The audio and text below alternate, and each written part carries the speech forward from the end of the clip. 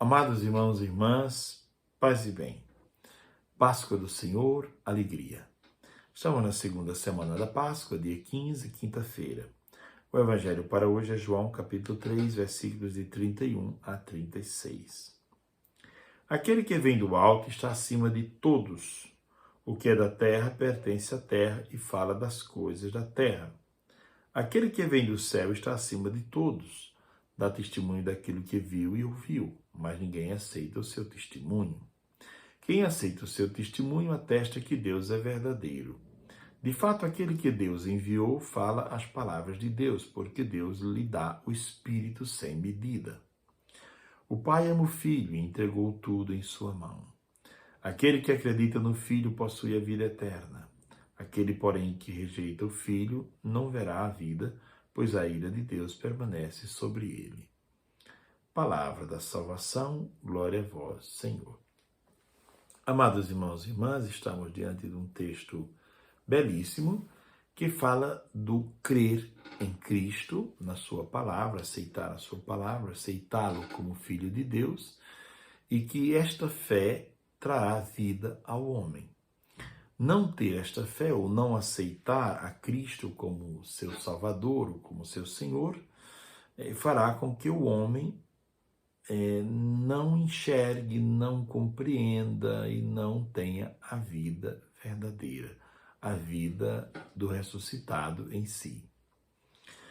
O texto começa dizendo que ele vem do alto e está acima de todos.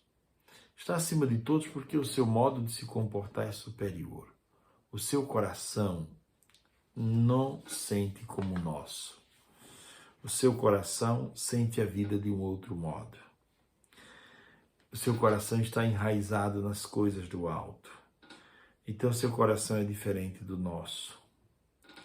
Seu coração bate de um modo diverso. Não se apega a certas coisas pequenas e mesquinhas que nós nos apegamos. Ele é grande, é diverso. Depois, seu modo de sentir a vida, de receber, de responder também às ofensas, é diferente do nosso. Seu coração é diferente, ele vem do alto, não é? Depois, sua cabeça, o seu raciocínio também, seus conceitos, seu modo de ver, de conhecer, de interpretar a vida é diferente do nosso.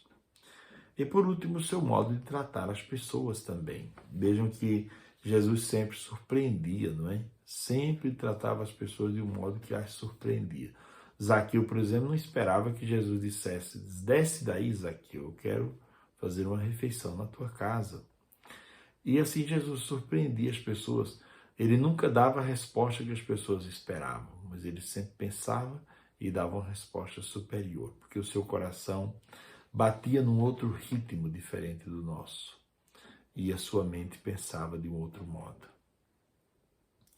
Ele fala, diz o texto, as palavras de Deus. Então, o interesse de Cristo é falar a palavra de Deus e não trazer outra coisa senão essa, porque a palavra de Deus liberta o homem. Por isso que se fala tanto no Evangelho de hoje sobre uma fé que liberta o homem. Viver sem fé é viver escravizado. Viver sem escutar essa palavra é viver sendo guiado por outras palavras, é viver como um fantoche, viver como alguém que está num rebanho, sem autonomia, não é? Então, viver a palavra, escutar a palavra que vem dele.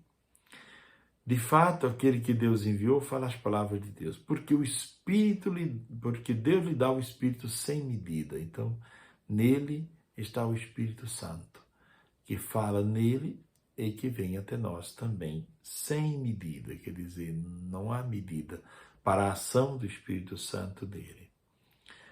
O Pai ama o Filho e entregou tudo em suas mãos. Interessante que no prólogo se fala também sobre isso, né? Todas as coisas foram criadas por meio dele, né? E nada do que foi feito sem que tivesse sido feito por meio dele, não é? Então, aquele que acredita no Filho possui a vida eterna.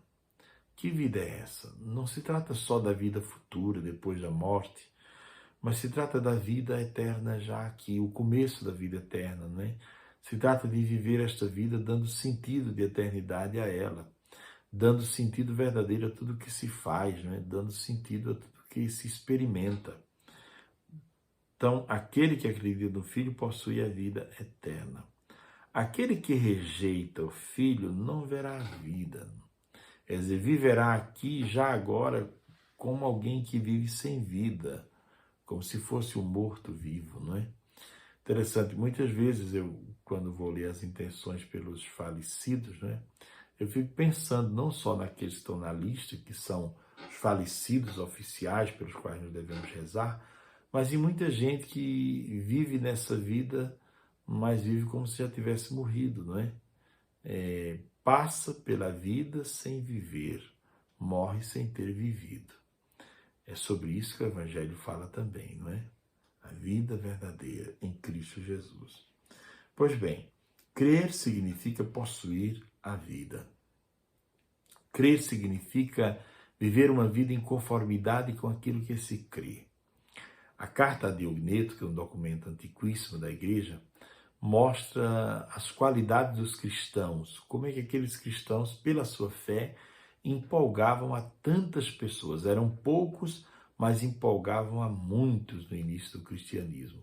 E muitos deixavam tudo para seguir a Cristo. E muitos deixavam tudo para se tornarem cristãos. Pessoas ligadas ao Senado de Roma, pessoas ligadas a funções altas dentro do Império Romano, deixavam tudo, né, para seguir a Cristo.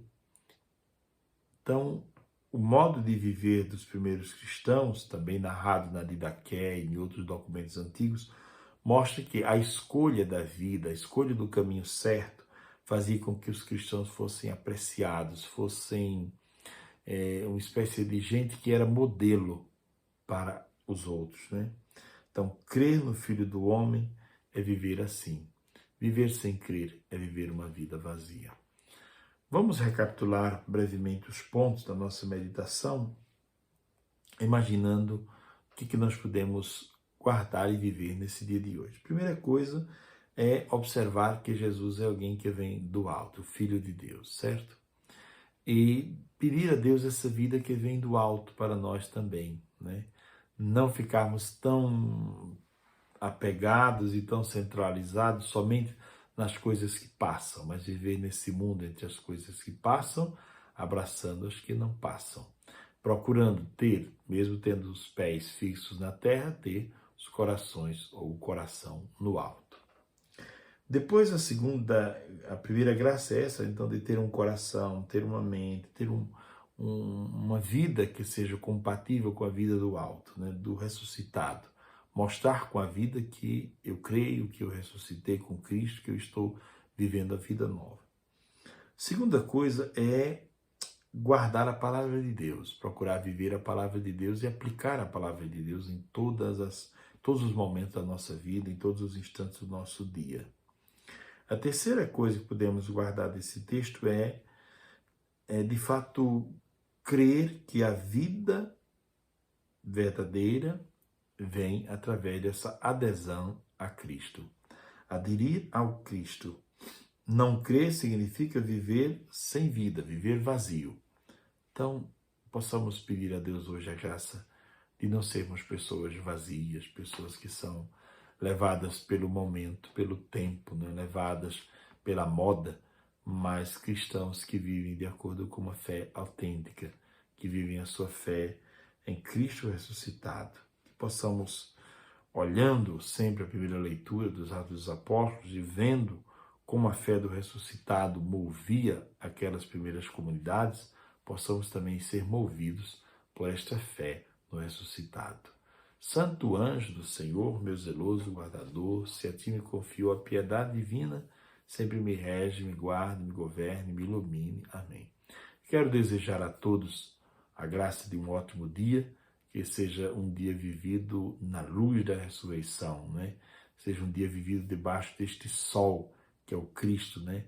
Sol que não para de brilhar, que brilha sempre e que ilumina todas as áreas da nossa vida. Abençoe-vos o Deus que é todo-poderoso, Pai, Filho e Espírito Santo. Amém. Tenham todos um ótimo dia, paz e bem.